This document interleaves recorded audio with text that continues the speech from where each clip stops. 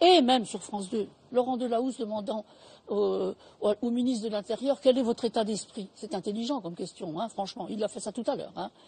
Pourquoi est-ce qu'on cherche à psychologiser tout ça? Ça me paraît dangereux. C'est dangereux. Notre époque a le cœur dur et la tripe sensible. Voilà. C'est parce que c'est peut-être aussi parce que c'est un moment particulier que tout le monde se sent il faut résister à l'émotion. Bouleversé. Moi-même, je bredouille peut-être encore plus que d'habitude. Oui, mais vous n'êtes pas en train de nous tirer vers l'émotion. Non, mais alors, je vous tire peut-être sur la psychologisation.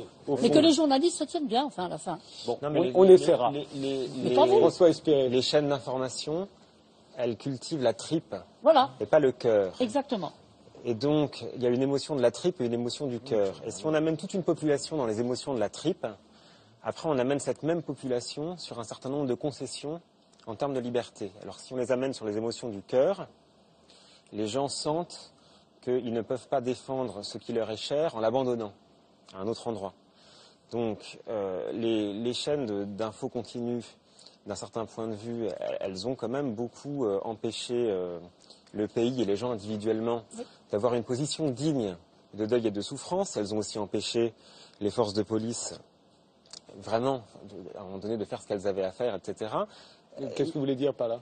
Le spectacle permanent passe son temps à défier la réalité, à tel point qu'on est tous extrêmement choqués de voir sur une vidéo internet les deux mecs qui tirent sur un policier, ce qui par ailleurs est un grand classique des films d'action et des jeux électroniques. On a l'impression d'ailleurs que ces deux mecs sont échappés d'une PlayStation et sont rentrés dans le réel. Tout est brouillé et le spectacle médiatique permanent nous interdit d'avoir des sentiments authentiques. On est forcé d'avoir des sentiments que nous imposent les chaînes de télévision, les ministres qui parlent, etc. On est terrorisé à l'idée, puisqu'on parlait de liberté, on est terrorisé à l'idée de ne pas ressentir exactement la même chose, de ne pas être complètement Charlie, exactement de cette manière-là, éventuellement de ne pas pleurer ou de ne pas pleurer autant ou de pleurer autrement.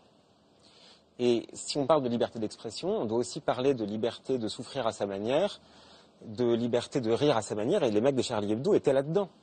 Et je pense qu'ils seraient assez contre cette espèce de deuil unilatéral imposé, assez larmoyant et pour le coup assez politiquement correct et qui a à peu près rien à voir avec leurs lecteurs qui n'étaient pas 60 millions. Et eux, ils souhaiteraient quelque chose de différent, de plus individuel, de plus autonome.